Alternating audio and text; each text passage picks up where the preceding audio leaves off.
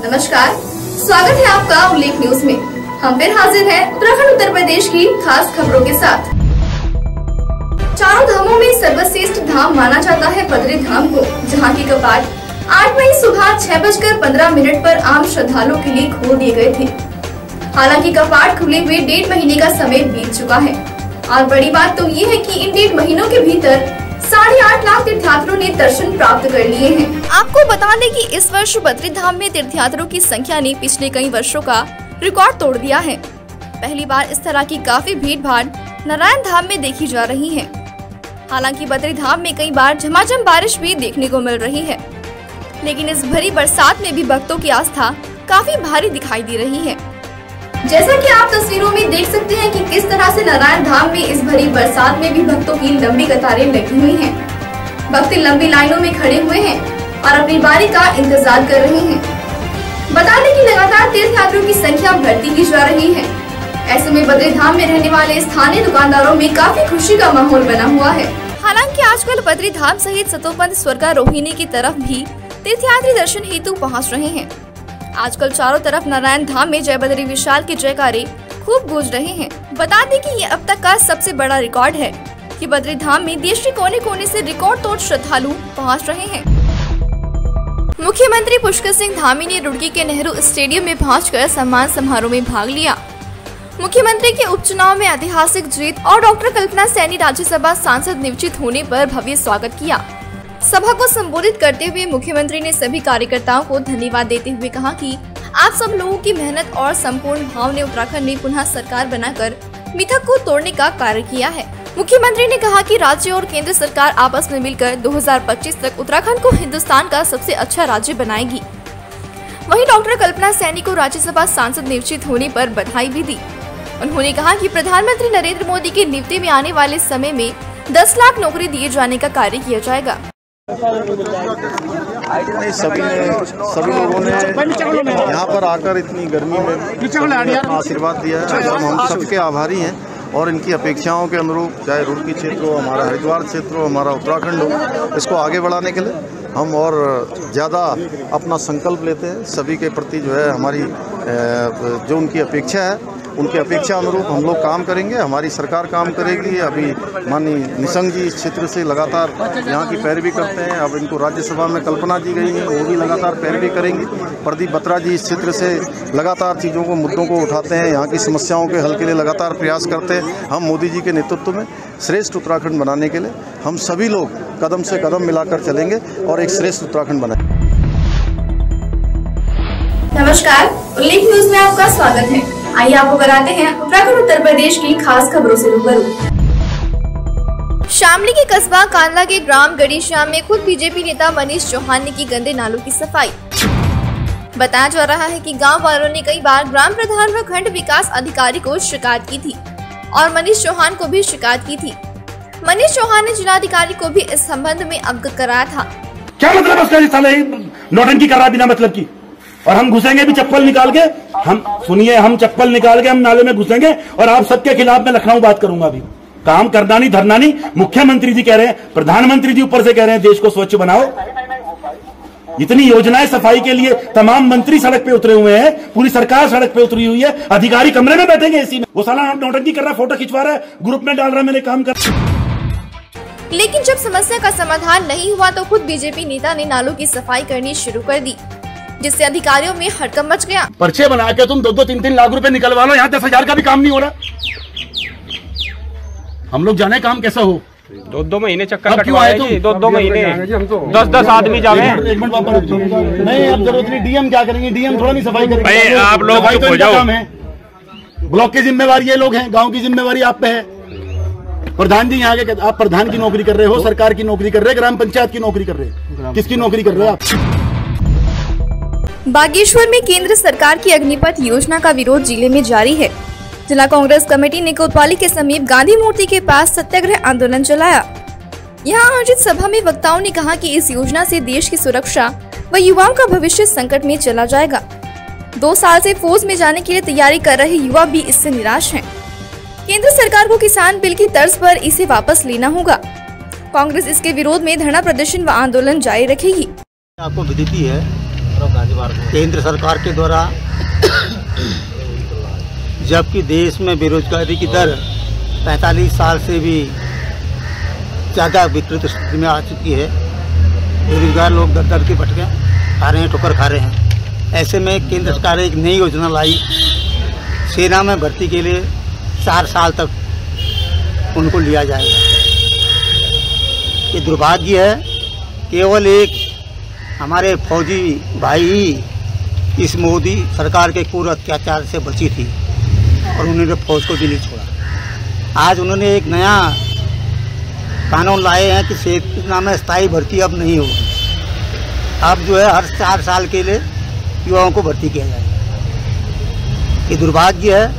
Air force में जिन बच्चों ने 3-4 साल मेहनत करके सारे एग्जाम क्वालिफाई कर दिए थे, वो केवल इस आशा में थे कि नियुक्ति पत्र आएगा।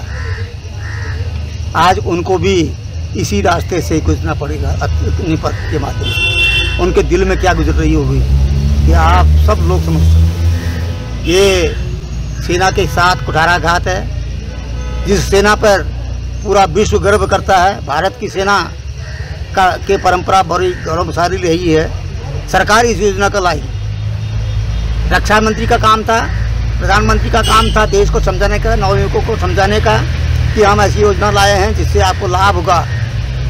जब देखा कि पूरे देश में नवयुवकों में एक उबाल आ चुका है और इस योजना के खिलाफ वो धरना प्रदर्शन कर रहे हैं, तो सेना की आड़ में सेना के तीनों सेनाध्यक्षों को प्रेस विज्ञप्ति के द्वारा, प्रेस वार्ता के द्वारा समझाया गया। इससे बड़ा दुर्भाग्य क्या हो सकता है। बहादुराबाद थाना क्षेत्र संतोषा चौकी के अंतर्गत एक कंपनी में महिलाओं से यौन शोषण का मामला सामने आया है। पीड़ित महिला का आरोप है कि कंपनी के स्टाफ सुपरवाइजर ने मेरे साथ छेड़छाड़ी की। वह मुझे बाहर घूमने के लिए कहता है। जब मैंने इसका विरोध किया तो उन्होंने HR स्टाफ के साथ मिलकर मुझे कंपनी से बाहर निकाल दिया। वहीं लड़की को इंसाफ दिलाने के लिए विरोध प्रदर्शन कर रही भीम आर्मी ने कहा कि इस कंपनी में लड़कियों का शोषण होता है।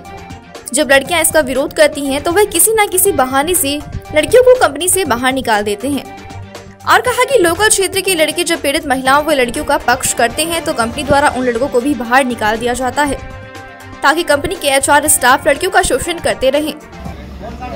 महिला पर अत्याचार बंद करो, बंद करो, बंद करो। महिला पर अत्याचार बंद करो, बंद करो, बंद करो। एकम तेरी तानाशाही नहीं चलेगी, नहीं चलेगी। एकम तेरी तानाशाही नहीं चलेगी, नहीं चलेगी। महिला पर अत्याचार बंद करो, बंद करो, बंद करो। महिला पर साथ में क्या हुआ, एकम जो कंपनी है यहाँ सांतर के पास, तो इस कंपनी में क्या कुछ मामला हुआ है आपके साथ में, जरा बताना चाहिए। अच्छा। मेरे साथ है ना, उनने पकड़ लिया मुझे और मेरे साथ बदतमीजी कर रहा था। कौन थे वे लोग? राम निवास था। ये क्या कौन है, कंपनी में क्या करते हैं? स्टाफ है, बस सर रहेगा सुपरवाइजर। आपके साथ में जी पकड़ लिया था, मुझे पीछे था के। अच्छा, इसकी शिकायत आपने कहीं फैक्ट्री के जो मैनेजर है या कहीं पुलिस थाने में भी की है क्या? जी नहीं, पुलिस थाने में नहीं की, HR में शिकायत की थी। तो क्या रिस्पॉन्स मिला वहाँ से? कुछ भी नहीं हुआ वहाँ पे, सबसे बोला था, किसी ने भी कुछ नहीं किया। आखिर को मुझे निकाल दिया कंपनी से, कुछ भी नहीं बोला। अगर मेरी गलती क्या थी, मैंने शिकायत कर दी इसलिए। तो अब क्या चाह रहे हैं आप? मैं चाह रही हूँ मैं इसी कंपनी में आऊँ। जो ये चाह रहे ना बेइज्जती है, लड़की गलत है, मैं गलत नहीं हूँ। मैंने इनके खिलाफ आवाज उठाई ना, इसलिए मेरे साथ ऐसा कर रहे हैं। जी करते हैं सबके साथ। कौन इनके खिलाफ कार्रवाई करेगा? कोई नहीं करेगा, सबको निकाल देंगे। सीधा गेट का रास्ता दिखा दे जी, जो कोई आवाज उठाता है तो निकाल देते हैं, सीधा रास्ता दिखा दे। आपका नाम? मेरा नाम अजमा है। कहाँ से? मैं बिजनौर से।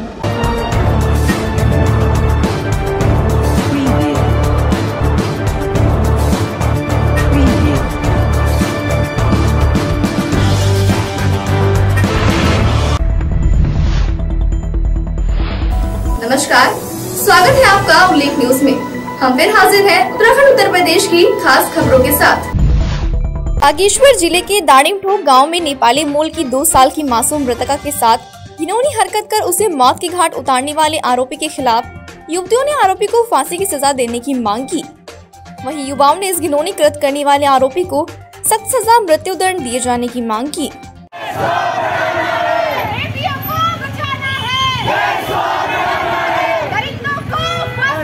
बागेश्वर में ही जो 7 रतवे में है, कल उसका आरोपी पकड़ा भी गया है। 2 साल के बच्चे के साथ जो दरिंदगी हो रही है, ये सिर्फ बागेश्वर को लेकर नहीं है, ये हमारे उत्तराखंड देवभूमि को लेकर के है। ये हरिद्वार में हुआ है, अन्य जगहों पर इस तरह के छोटे छोटे बच्चों के साथ दरिंदगी होती है। दरिंदगी चाहे बच्चों के साथ हो, बड़ों के साथ हो, गलत है।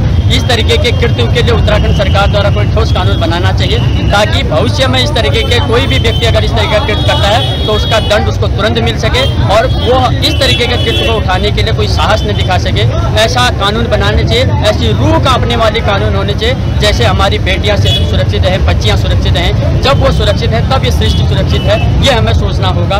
एक दिन हम यज्ञ नारस्तु पूजनते रमनते तत्र देवता कहते हैं, वहीं दूसरी तरफ हम इस तरीके से दरिंदगियों को जन्म देते हैं। तो ये देवभूमि का अपमान है, देवभूमि की बेइज्जती है और यहाँ के जनप्रतिनिधियों की भी बेइज्जती हो गई है। अगर वो इस तरह के लिए सख्त कानून नहीं बनाते हैं तो ये उनकी भी बेइज्जती मानी जाएगी। ज़्यादा नहीं कहना, बहुत छोटे शब्दों में मैं कहना चाह रहा हूँ कि इस तरीके के शब्दों, इस तरीके के कृत्यों के लिए सरकार को कोई न कोई ऐसा ठोस कानून बनाए, तभी हम मानेंगे हमारे पास युवा मुख्यमंत्री हैं और हमारी सुनते हैं। और ऐसे महिलाओं के साथ, वो बेटियां कल इनकी भी हो सकती हैं, वो बच्चे कल इनके भी हो सकते हैं, कोई भी हो, उनके साथ इस तरीके की जो दरिंदगी होती है, इसको कतई माफ नहीं किया जाना चाहिए। एक सभ्य समाज की तरह सरकार ने एक अच्छा कानून इस पर बनाना चाहिए, यही कहना चाहता हूँ।